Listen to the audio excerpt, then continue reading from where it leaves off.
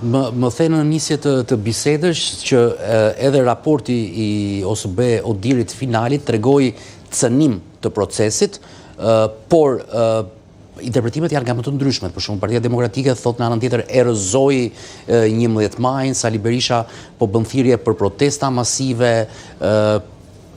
Pjesa e legitimitetit vihet në diskutim të 11 majit apo jo?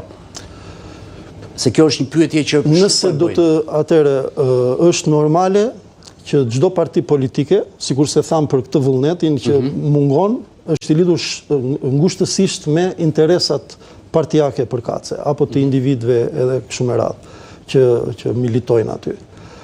Dhe është normale gjithashtu që një raport të paktën normaliteti ynë, pavarësisht se shpejt ne shkojmë në ekstreme, e ka parë dhe e ka futur në normalitetin ton këtë gjë të palejueshme që një raport i cili është e zeza mbi të bardhë lexohet në këndvështrime të ndryshme, por jo thjesht me nota, por nga ndonjëherë diametralisht të kundërta. Kështu që do t'i presim këto. S'është çudi që të dalin nga mazhoranca dhe të thonë është raporti më i mirë pavarësisht. Kështu që ajo që duhet bërë është që ne duhet ta lexojmë çdo qytetar në profesion dhe çdo kush me profesionin që ka ta lexojë vetë këtë raport dhe gjetjet e tij. Gjetjet janë aty, janë shumë të forta dhe rekomandimi është shumë i fortë. Nëse do të flitej për delegitimitet, kjo do të lijej vend në rekomandime. Pra aty do të ishte shënuar temi, apo do të ngrihet pikë pyetje mbi atë se ky po themi kjo tuf e madhe shkeljesh afektojnë në një mënyrë apo në një tjetër rezultatin zgjedhor, sikurse ka ndodhur më përpara.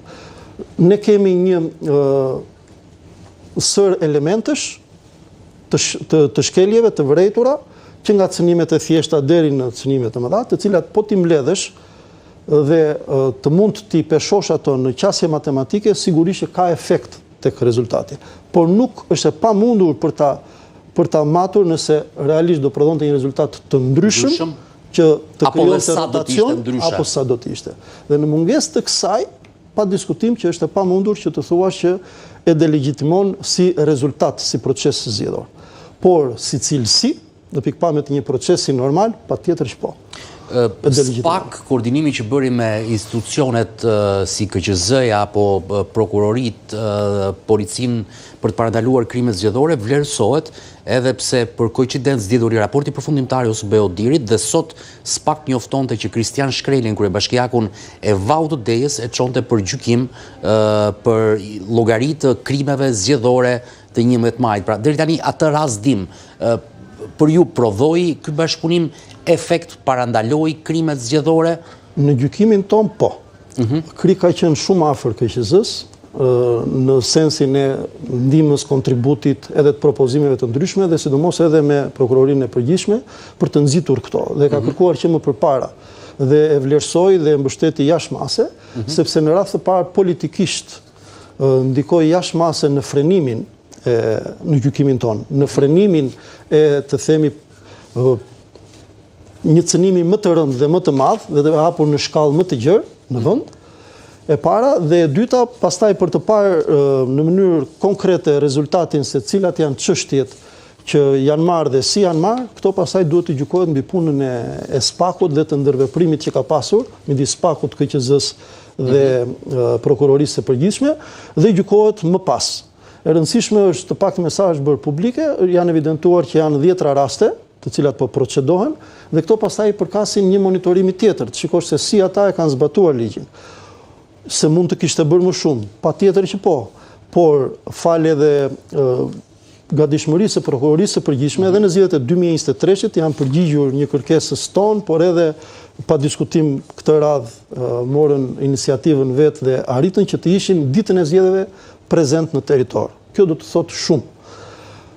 Nga ajo që ne pam, sidomos për prezencën e personave të paautorizuar, që kanë të bëjnë me presionet ndaj qytetarëve dhe që janë pjesë e mekanizmit të patronazhimit. Përplasjet siç ishin në rastin e Vorës mes deputetëve të Partisë Demokratike. Po tjetër, por edhe përplasjet midis, po themi, grupeve të krimit të organizuar që dominojnë territorin. po ka pas dhe të tjera. Pra, edhe për këto të tjera, është shumë e rëndësishme që duhet të funksiononte mekanizmi i ngritur për herë të parë në këto zgjedhje, që kishin të bënte me koordinatorët e sigurisë, dhe që duhet të komunikonin me policinë dhe të kërkonin ndërhyrjen menjëhershme të policisë. Ne kemi pasur edhe kontaktime me prokurorinë e përgjithshme para se të ndërtohej gjithë kjo, me idenë për ta bërë sa më funksionale këtë mekanizëm. A trembi më shumë hija e kësaj task force? Më shumë le të themi trembi hija, por cedojnë në këtë pjesën që të themi aty nga do të vinte informacioni, pra i shkeljeve që duhet vinte nga koordinatorët e sigurisë, nga qytetarët, nga vëzhguesit, nga media në territor, të mund të denonconin në polici dhe më pas këto të merreshin me njëherë nga kjo task force. Kjo mungoi këtë radhë. Mungoi edhe për shkak sepse nuk ishte vëzhgues, sikur se ka pasur pavarësisht se ishin 2000 ca vëzhgues të akredituar, po vetëm, siç thotë dhe Odiri, vetëm 8% e tyre u panë në qendra, kështu që ato ishin të akredituar në emër të organizatave shqiptare, por nga partitë politike apo kandidatët për arsye politike.